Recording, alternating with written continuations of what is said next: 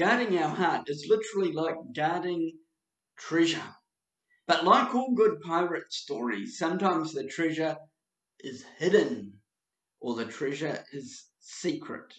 So how do we get to that treasure that's within our heart? Though counsel lies deep within the heart, a person with understanding will draw it out. So how might we draw out the deep counsel of another's heart? How might we draw out the deep counsel of our own heart?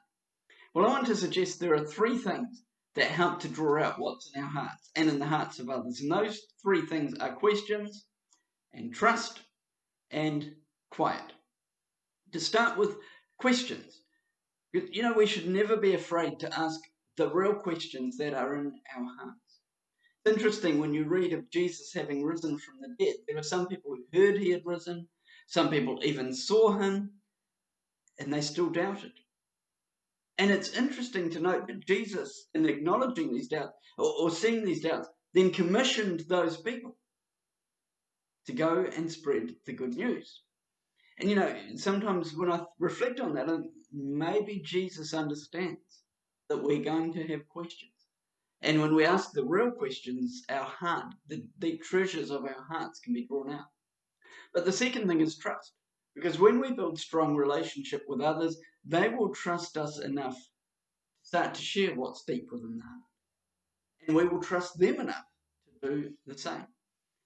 Now, in saying all this, trust might be a very difficult issue for you because of things that have happened to you in the past.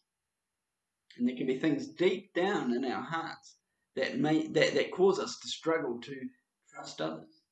And if that is the case for you, there's an honest conversation to have with God about what makes it difficult for you to trust. So there's questions, there's trust, and there is quiet. Google can be described like an ocean of information. And the problem with that ocean of information is that all we ever deal with are the top 6 inches. There's a whole lot more ocean than the top 6 inches. There's a lot that is deep in people's hearts that we will never find on Google.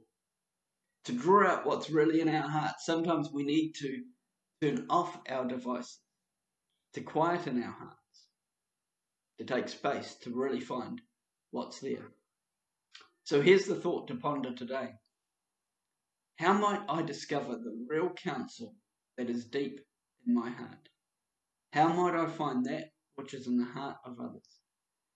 How might I find the real counsel that is deep in my heart?